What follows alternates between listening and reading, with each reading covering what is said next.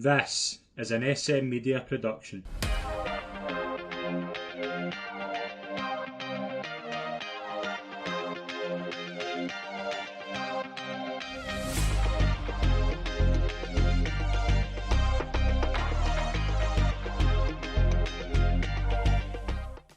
Hi folks, and welcome to the latest episode of the SM Media Scottish Women's Football Show. I'm Scott McPike. It's always a pleasure to be your host, and it's always a pleasure to be joined by my co-host Suzanne Mulvey.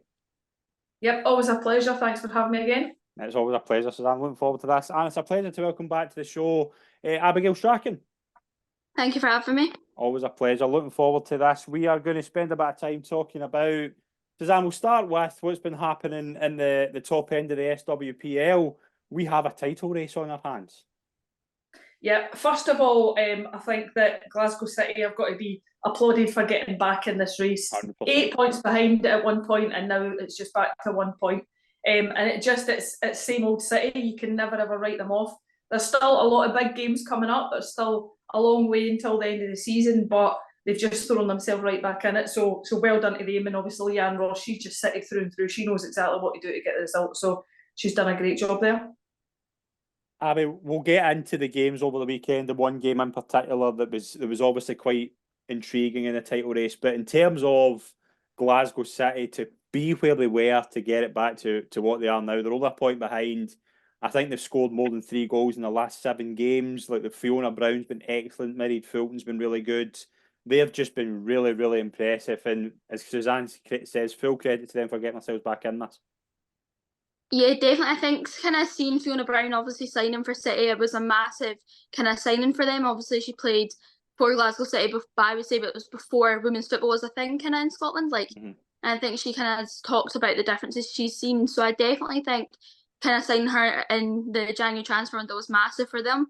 But I always kind of say the title, I was saying at the start of the season, you look at the run, obviously it was Rangers and Celtic, but you can never write a team off because there's so many games left of the season to go, and I think even now there's still 9 more games of the season in the league, so I think it's all to play for now, in the top half especially. Suzanne, I think we've got to give a lot of credit to Celtic as well, because the new head coach has come in. She's really impressed me with just in terms of how she goes about things. You can tell, I thought it'd be really difficult to replace Fran Alonso's intensity on the dugout. She has given it a real good go, and they got a massive result at the weekend. I watched the game. Celtic were the better side and thoroughly deserved to win. Took those 2 early goals. Rangers were unlucky, probably in the second half. I think their second half performance, they probably deserved something out of the game, but you can't argue that Celtic's first half start was electric. Yeah, they were absolutely phenomenal. And like you said, with Fran going, I think a lot of people probably wrote off, Celtic, the position that they were in a shaky start, for Elena coming in, obviously getting beat off City and Rangers, our first few games in charge. So the fact that she's turned that around, and they look like completely different characters as well. Fran was, such a bubbly, electric character, always, so animated on the sideline. Whereas Elena, she's obviously played football at a high level, played women's football, and she seems more intense. She seems, very methodical about the way she's going about things. You can see that they've got a different style of play. You can see that they're more direct. And also as well, you've got to mention Tasha Flint coming back in as well. Fantastic signing for them. Big fan of her last season. She scored some big goals against Rangers, cup final goals. So she knows, what she's doing up the top end of the pitch. So I think obviously getting the 2 goals at the weekend as well, that's a massive boost for them. But yeah, just they're right back in the driving seat. And, as I mentioned earlier, there's just so many games still to come. And the fact that the likes of Partick Thistle got a draw against Rangers, it just shows that kind of any top 6 team, can take points off other teams. I think that, there will be a few shock there. I think Hibs could take points off, the top 3 that are sitting there at the moment. The same with Hearts as well. They're quite, solid defensively. So I think that it will be really interesting. And I hope it is, the same as the last couple of seasons, right to the wire, and making it a really interesting end to the season for all the spectators. Absolutely. Abby, Suzanne mentioned Tash Flint, and you look at scoring a double against Rangers on Sunday. She scored the equaliser against Rangers last month as well. Scored a double before that away to Hibs. She's been a revelation. And this Celtic side have been revolutionised in the past couple of months. Definitely, I think, and obviously Natasha Flint, she's got a thing about scoring goals in important games. I think she's one of the only players to have scored at Celtic Park, Ibrox and Hampden Park. I could be wrong, I think you're right, yeah. but she is obviously, is it? Yeah. So obviously she's got a thing for scoring goals. I think she did say in a interview that I've watched that she kind of likes that challenge. She wants to be different, and she obviously, has been a good signing for them in that January transfer. And obviously Elena kind of coming in the January window, I would say it's hard for anyone to try and come in and manage a team. But I think kind of she got off to a rocky start, obviously, but she's now picking up the points, and all points matter in the top 6. But I agree that any team can take off points, whether it's Hearts, Hibs, Partick. I think for them, they've not obviously got the title to go for, so they've got like the kind of shocking headlines that you'd kind of read to take points off the top 3. Suzanne, obviously this weekend's fairly busy with the cup final between Partick Thistle and Rangers, but the weekend after, the 31st of March, Glasgow City host Celtic. Yeah, I mean, another massive game. 2 out of the top 3 playing against each other, and it's obviously, I think Celtic, to put it right, obviously Glasgow City won 1-0 the last time out. Fiona Brown, as Abigail had mentioned, they are coming back in 17 seconds on the clock or something, 17 seconds into her debut back at Glasgow City, which she calls her home, getting the vital goal. So obviously for Glasgow City, another chance to prove that they're still in the, in the driving seat, if you like, the fact that they're still, current champions. They want to prove that they are champions again. Whereas Celtic, the only team out of the top 3 that haven't won the league yet. They've won the cup double, but they've not won the league. And I know a lot of the players in that dressing room, Kelly Clark, Chloe Craig, Natalie Ross, they'll want to win that. That'll be important for them. Of course, it's great to get your cup wins, but that title, and obviously as well, the European spots as well are so vital. We've not really mentioned them much. That's huge in terms of just money coming into the club, exposure when you're trying to sign new players. But yeah, just an absolutely massive game, and vital that whoever takes all 3 points, puts them right kind of still in the thick of things with the Rangers. The fact that they've got the point advantage at the moment. Abby, there's a point between the 3 sides now. They've both played 23 games. I'm going to put you in the spot. I'm going to put you both in the spot. Who wins the league? I'm saying Celtic. Suzanne? At the moment, the way things are going, the momentum, I'd say Celtic as well, just for the fact that they've got that win against Rangers. They've pulled it back. It's only 1 point at the moment. And the fact that they've got Natasha Flint, I think that she will be a vital player. She's a proven goal scorer, like Abigail said, loves a big game, scores some vital goals. And I just like her all-round play. She's a direct player, she comes short to get the ball, she drives at players, she shoots the distance. And I think that's what they were lacking a bit, at the start of the season. They need a goal scorer. If you want to win the league, you need to have a player up top that's going to score vital goals in vital games, and she's definitely wanting to do that. But not taking away from the rest of the squad as well. I think that Natalie Ross played such a big role on Sunday. A lot of the play you seen was going through her. And then obviously at the back as well, Kelly Clark, Caitlin Hayes. Caitlin Hayes is actually, we speak about her a lot. She's had quite a quiet season. She's still, I think, to come into her own this season as well. Could be the international distraction. She's been away with the squad a lot. Could it be something to do with that? Many factors in it, but I think she's a player that will score some big goals as well. Right, we'll get into Rangers as we kind of preview the cup final, because I think there's a couple of things I want to touch on with Rangers in terms of kind of big games this season, but we'll get into that later. Abby, down the kind of other end of the table, it's looking fairly tight there as well. Big one for Montrose at the weekend, obviously beating Dundee United. Puts them in a really good position now. They're now in 9th and 16 points. Spartan are in 13 points, and you've got Dundee United and Hamilton both in 11 and 12 and 10. There, obviously, the way the split's going to work out, Montrose play Hamilton next Sunday, Dundee United play Spartan. So that's basically from now until the end of the season, that's going to be tight as well. Yeah, definitely. I think kind of all the attention's on the top half of the league, and obviously, it is because there's the title to be won. But I do think there's much more there's exciting games still at the bottom half of the table. Obviously, you had the Lanarkshire Derby at the weekend, which I was at. you've got obviously Spartans are kind of in that. You've got the teams that are big in the men's game and in the women's games, but they're not really getting as much kind of looked into. But definitely kind of looking into that. Kind of now they're playing the bottom six instead of the top six. I think kind of obviously I'm with Hamilton at the moment, so we're kind of seeing that playing a side like Glasgow City, Celtic or Rangers, you know, they're full time. They've got that sort of money and depth in their squads, and it is kind of unfair when you've got the teams that are part time and kind of things like that. So I think now it's definitely still all to play for. There's kind of obviously 3 points between being in the relegation zone and not. But it's definitely good 9 games to go, and it'll be an interesting one to see kind of what happens to come to the end of the season. Suzanne, looking at the Montrose game on Sunday, a last 94th minute winner to win that for Louise Brown. I mean, that's just when you've got those two sides very evenly matched and that result can go either way, to get that last minute winner, to give yourself a bit of breathing space. The obviously results went their way as well with Spartans and Hamilton both losing. Montrose will be sitting going, this has been a fantastic weekend for us.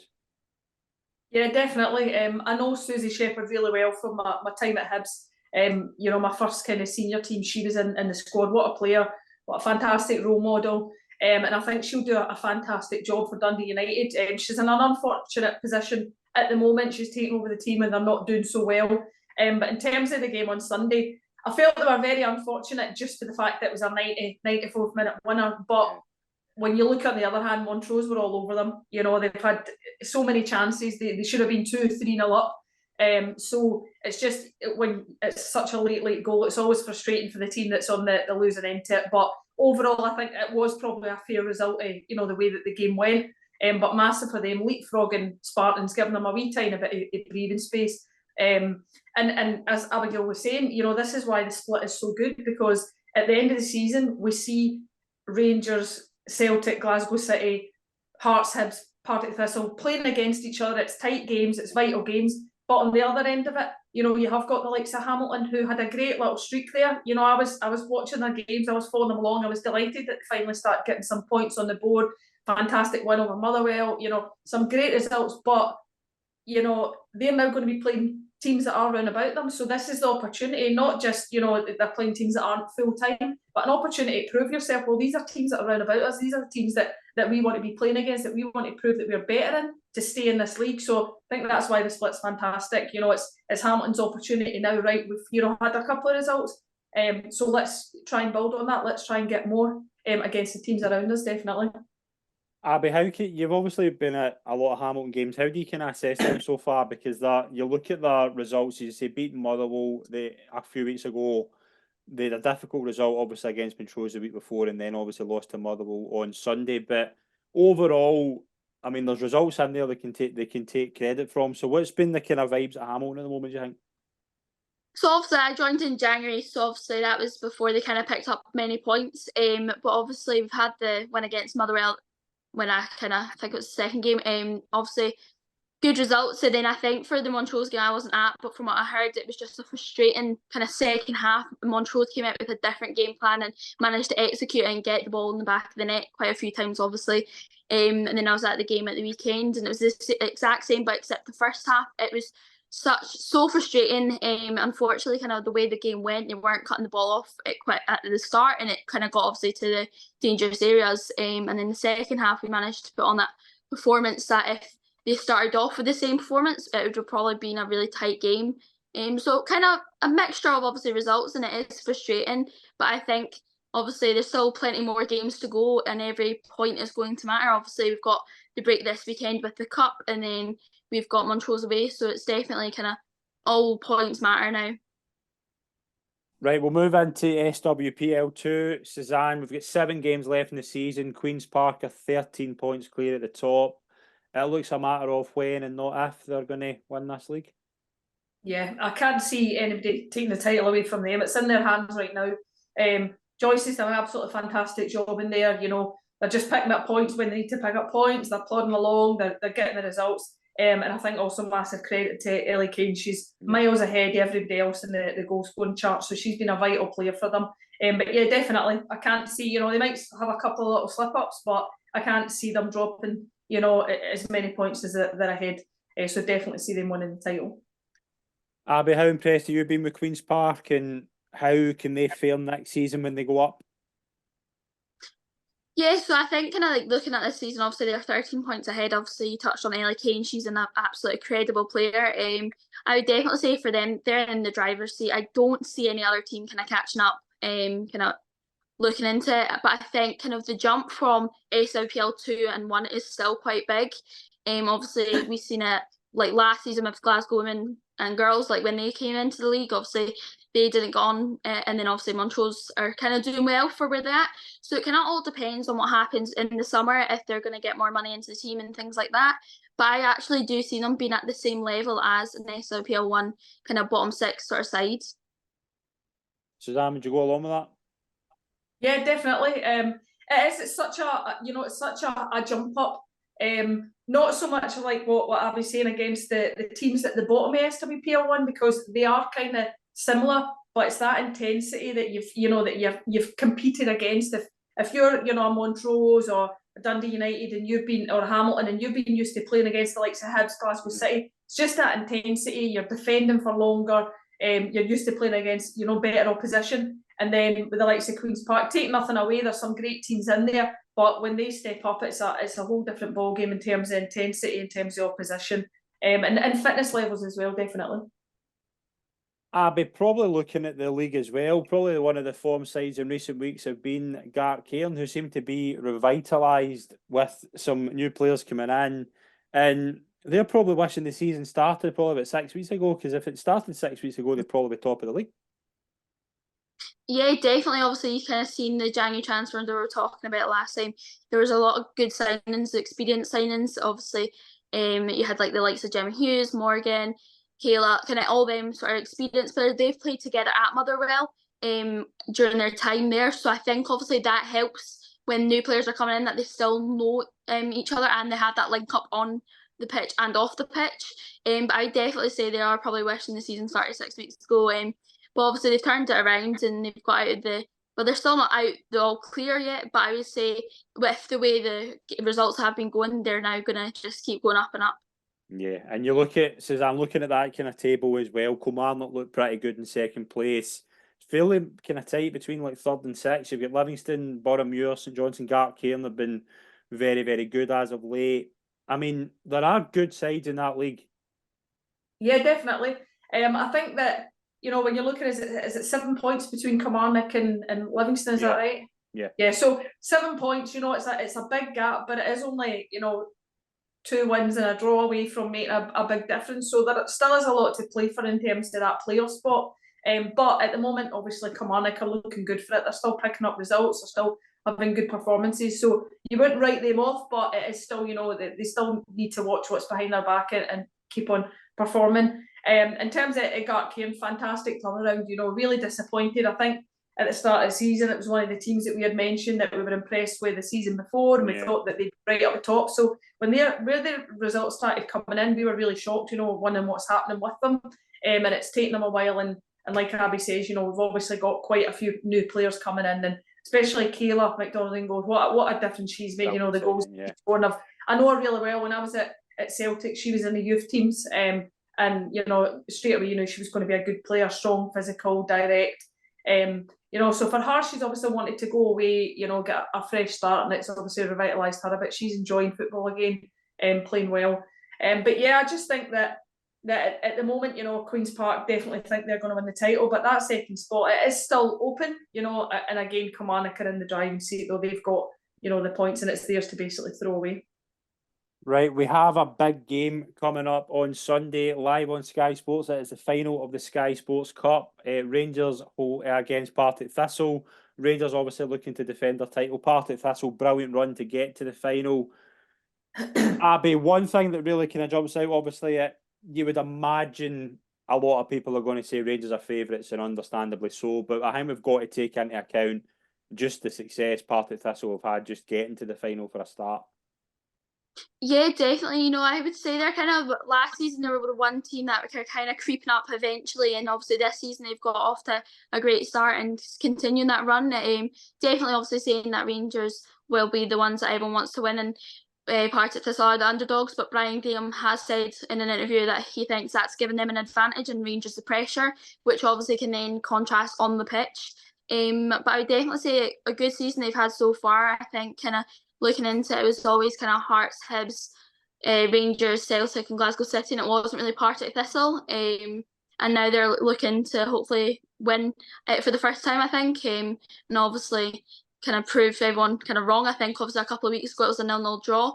Could that be the same? Obviously it would have to go to penalties and extra time and all that, but I do think they're still in it. I don't think kind of anything can happen. I've always said it's a cup, anything can happen in a cup game. Suzanne, Rangers obviously go into this game top of the table, defending the cup. I was quite disappointed with them on Sunday. I thought Joe Potter got her tactics quite badly wrong. I thought Mia McCauley should have started. I thought she was too late to change it. She brought Jane Ross, made a difference, but you mentioned something interesting that I was kind of thinking coming into this game. If Rangers had won on Sunday or not lost, shall we say, I think Rangers come into this game fairly comfortable. I think now they've got that bit between their teeth that their unbeaten runs over in the league. Rangers will be fully up for this, I think. Yeah. Before we started, we had a quick wee chat about it, and definitely, this is one of the ones where I had time at Partick Thistle. I left. It didn't end fantastic. I wasn't fit. I didn't have as much time to put into it as I wanted to, and I ended up having to leave. But a couple of days later, I spoke to Brian Graham. We were absolutely brilliant on the phone, wished each other the best of luck. And I just think that he's such a fantastic guy. I could not speak more highly of him. What a fantastic job he's done coming in. And with everything in, this day and age in terms of women getting criticised about, the level of football, the commentating, everything that's going on at the moment, to have somebody like Brian Graham who's involved in the men's game, he's still a player, to be so behind women's football, to be so involved, to give up his, obviously it's a paid role, but to take that time away, puts in so much time and effort, and he absolutely loves it. I know him, he loves the girls, he loves the squad, he loves the challenge. And when he came in, he actually used to pick me up to drive to training, so I know him really well, got a lot of good conversations with him. And what he said is he just wanted to bring that professionalism. He knows that they weren't professional, they didn't get paid, but he just wanted to try and bring about that professionalism, and he's 100% done that. So my heart is saying that I really, really hope that they turn up, that, it's the same level of competitiveness that was in the 0-0 draw. And the fact that they scored a very good goal that probably shouldn't have been chalked off. Whether or not Rangers would have banged in a couple after that, and nobody, knows. But the fact that they know that they can score, they know that they can keep a clean sheet for 90 minutes against Rangers, that's a massive incentive for them. But on the other hand, like what we were discussing, Rangers had a gap at the top of the table. It's now down to 1 point, one slip up away from that top spot being taken off them. Just been beaten off their closest rival, Celtic, with a poor performance. I agree with you. I don't think they got the tactics right. I think Celtic turned up and went at them straight away. I think that maybe they were a bit shell-shocked from that. Mia McCauley is always really impressed, so the fact that she didn't start and then came on late on, and like what you say, Jane Ross, she's coming back from injury, so she's not going to play 90 minutes so early on. But what a difference she made when she comes on. Could say it's a tap-in, but she's in the right place at the right time. She brings a different kind of threat. So as I says, my heart's saying I hope that Partick Thistle can get a result. My head's saying that I think the Rangers are just going to be even more up for this than they would have been. It's a cup final. It's a chance to get the first bit of silverware in the hopes of a treble for them. But on the other hand, it is a cup final. Anything can happen. And just to mention as well that I don't even know the last time that a team out with Glasgow City, Celtic, Rangers won a cup. You're talking Hibs a few years ago, but even that's when Hibs were second spot. They were right up there with Glasgow City. This was before Rangers and Celtic were even, right in the mix. So if Partick Thistle were to get a performance here, this would probably be one of the greatest ever performances in terms of SWPL football, just for the fact that they're not one of the top three. Even for them, getting top six is a fantastic achievement in season. So the fact that they're in a cup final and could shock everyone I'd absolutely love to see it. It just, it'd be, I think we spoke a couple of, you said, give me a shock or whatever, and I said, I can see, a smaller team having a shock result. I really do hope that this is the one I would absolutely love for everybody involved with Partick Thistle, all the girls as well. A lot of the players, I've played SWPL football, SWPL2 football for so long, and then they've made that step up. So I just absolutely love to see them getting the result on Sunday, definitely. Yeah, no, absolutely. It'd be great for, I think it'd be a great advert for the women's game. And I think it as well, I think this will be quite a good advert. I think there will be a fairly competitive game. I think Partick Thistle, would you say they're professional, they'll give a good account of themselves. Abby, before we ask for score predictions, what do you want to see from this game, and how do you think the game will be played out? I would say, like, at the end of the day, I want a competitive game. I don't want it to just be like kind of one team kind of banging the goals. Obviously, Rangers being the favourites for that. I do want to see it to kind of be in that close game. The kind of one that you're on the edge of the seat. You kind of want to see that kind of, and you also want to see then the rivalry, like between the players. Kind of within reason. Kind of that sort of thing. So I do see it pan out to be like that. Obviously, when they last played, it was a draw. So I'm kind of hoping the same, if not a bit more tense. Kind of that whole kind of experience, especially kind of looking into it being a record-breaking crowd. Obviously, there'll be some new people that have maybe never been to a women's game. I think if it's sort of a tense game, I think that would be a great advert for the women's game, moving on to the next season. Right, let's get around the panel and get our final score predictions. I would love to see Partick Thistle go as well as they can. I just think Rangers will win. I'm going to go 2-0 Rangers. I don't think it'll be a doing. I think Rangers will be a professional performance from both sides. I think one prediction I think Rio Hardy will score. I think if Rangers are playing well, Rio Hardy's playing well, and she's been the star player of the season for me. I'm going to go for 2-0 Rangers. Suzanne, how do you see this being scored? I hope that it's 1-1. It goes to extra time. It goes all the way to penalties, and Partick Thistle win on penalties. But I really do think that Rangers probably will just have a bit too much firepower. Like Rio Hardy really, really struggled on Sunday. Didn't look, the player that she looked half the player that she normally is. Her body language was all wrong. So I think that she's got to prove a point.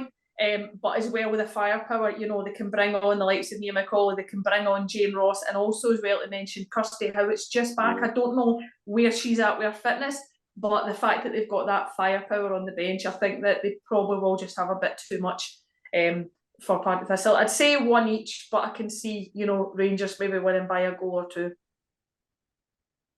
Abby, how do you see the game being played out? Give us a wee score prediction. I'm going to say 2-1 to Rangers. I do see it being kind of, I don't know why, but part of me saying that Rangers will score in part, it'll come back and it'll kind of just be that sort of game, and then it'll take kind of the last couple of minutes into the game and Rangers will get that goal. Obviously, as you touched on, the quality they've got in the squad, they've got Rio Hardy, they've got obviously Jane Ross coming back. I think they've just got that sort of depth in it, but I do see Partick kind of scoring one, whether that be a Rachel Donaldson or someone else. I can see it just being that sort of they'll come back and you kind of think, oh, this game is actually on now. Just quickly, is Megan Cunningham allowed to play? I think so, yeah. Because she's not allowed to play against Rangers in any league game because it's obviously her parent club. Well, or she's on loan, so I don't know how that. Well, I would imagine because it's the SWPL, I would have probably said no. But there's been nothing to say she isn't. I mean, she's in a match day squad as far as I'm aware. I mean, it's interesting, yeah. It's interesting, but as far as I'm aware, I've not heard anything to suggest no. So because at any game in the league they played against Rangers, she's not been allowed to play. So I don't actually know that, off the top of my head, but that could make a big difference as well. She's experienced. I absolutely hate that rule. Like, I don't get it. I've never understood how you can be a lone player and can't play against your parent club. Happens all over Europe, but it doesn't happen here. This doesn't make sense. But I know it's one of the ones where if it's a league title decider and you've got your goalkeeper in goal that's could get a medal at the end of the season for that club, it's it is one of the ones. But at the same time, you're going on loan because you want to play more, you want to put in a performance, you want to help another club, and while you're at a club, you've got to give 100% for that club. So, to me, she's a Partick Thistle player this season, So I hope that she's allowed to play, but I just don't know. I don't know if Rangers would let her, if there's something written into the loan agreement that she's not allowed to play at all. I don't know. The other thing I was going to think as well, Rachel Donaldson gets sent off on Sunday. I don't know because this is SWPL if it carries over.